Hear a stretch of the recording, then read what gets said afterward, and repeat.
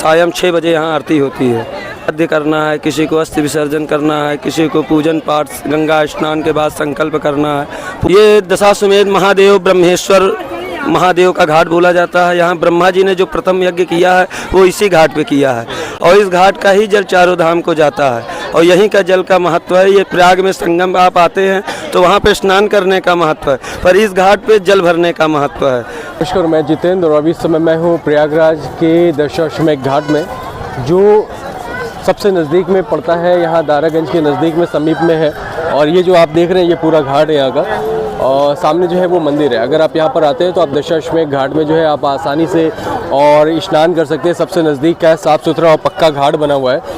यहाँ पर आप 3 काम जो है वो एक साथ कर सकते हैं। पहला जो है, अगर आप पिंडदान वगैरह करना चाहते हैं प्रयागराज में आ करके तो आप वो भी कर सकते हैं। जैसे कि यहाँ पर अगर आप देख रहे हैं तो मैं आपको चल करके दिखा दूँ कि यहाँ पर पिंडदान हो रहा है। ये जितने लोग भी हैं, दूर दूर से जो लोग आए हैं, जैसे कि आप बनारस जाते हैं, हर एक शहर जाते हैं, हरिद्वार जाते हैं, आप पिंडदान कराते हैं, तो इस तरह जो है यहाँ पे भी जो है ये पिंडदान किया जा रहा है। अपने अपने पूर्वजों के लिए जो है लोग यहाँ पर पिंडदान कर रहे हैं। आप वो भी करवा सकते हैं, जो भी यहाँ के पंडित हैं वो उनसे उनके माध्यम से। और यहाँ पे भी देखिए जो है वो पिंडदान वगैरह हो रहा है, तो यहाँ पर भी जो है आप पिंडदान करवा सकते हैं। दूसरा जो है, यहाँ पर प्रतिदिन जो है वो सुबह शाम आरती होती है। आरती में भी आप सम्मिलित हो सकते हैं। उसके लिए जो है वो सिर्फ 500 रुपये देना होता है। 500 रुपये दे करके जो है आप शाम जो 7 बजे आरती होती है उसमें आप सम्मिलित हो सकते हैं। आपकी फैमिली के लिए एक पर्सनल आरती जो है वो बुक की जाती है और जो ये सामने जो लोग यहाँ पर खड़े हुए हैं इसके ऊपर ही आरती यहाँ पर होती है। और आरती आपको किन से करवानी है वो भी मैं आपको बता दूंगा। अभी चल करके आपको मिला देता हूँ, चाचा से भी बात करवा देता हूँ। और यहाँ पर तीसरा जो है ये स्नान घाट भी है। ये पूरा पक्का स्नान घाट है और स्नान घाट के साथ साथ जो है आरती वाला जो स्थल मैं आपको बता रहा था वो ये है।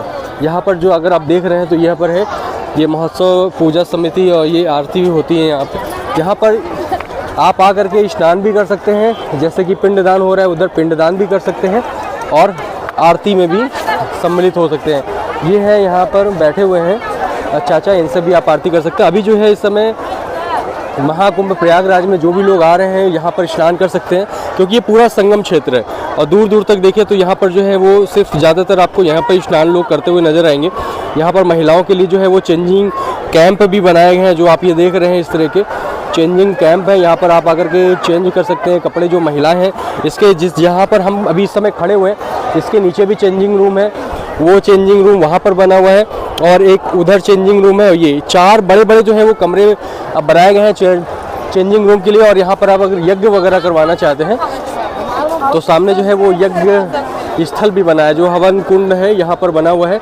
आप यहाँ पर जो है हवन कुंड इसमें करवा सकते हैं। और सामने जो है ये जो आप ये वाला देख रहे हैं यहाँ पर आप लोग रुक भी सकते हैं। अगर आप लोगों के पास रुकने की कोई जगह नहीं है तो आप यहाँ पर रुक सकते हैं। और सामने जो है ब्रह्मा जी ने जो पहला यज्ञ किया था वो इसी स्थान पर किया गया था, जो दशाश्वमेध घाट के नाम से जाना जाता है। तो यहाँ पर अगर आप लोग आ रहे हैं तो आपको आना कैसे है, ये दारागंज के नज़दीक में है और जो पुल नंबर 13 और 14 है उसके बीच में है।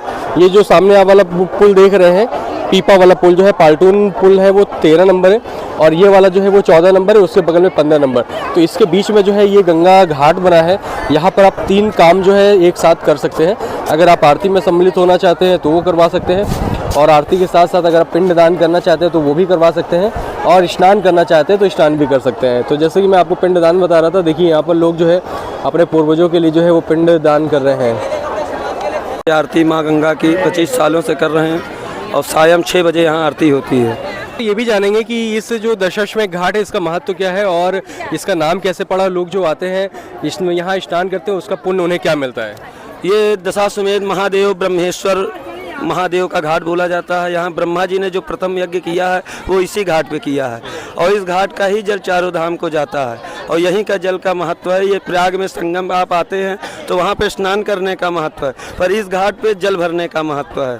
इस घाट का तो यानी कि पुराणों में, शिव पुराण में भी वर्णित है। दशाश्वमेध घाट है, राम घाट है, काली सड़क है, ये सब संगम के ही उसमें आता है।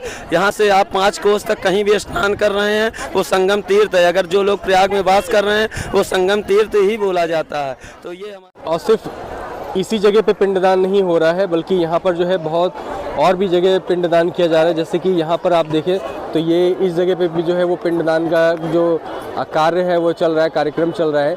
तो जो भी लोग दूर दूर से आते हैं वो अपनी फैमिली, अपने पूर्वजों के लिए जो है नहीं रहे हैं उनके साथ उनका जो पिंडदान करवाना चाहते हैं तो आकर के यहाँ पर करवा सकते हैं। और ये देखिए यहाँ पर है पूजा गंगा महोत्सव। यहाँ पे जो है प्रमोद भैया हैं, चाचा हैं, माफ़ कीजिएगा, आप उनसे जो है वो गंगा आरती में जो है सम्मिलित हो सकते हैं कह करके, और सिर्फ 500 रुपये वो आपसे लेते हैं। और वही यहाँ के जो है वो मुख्य है आरती करने के लिए, करवाने के लिए, तो आप जो है उसमें सम्मिलित हो सकते हैं।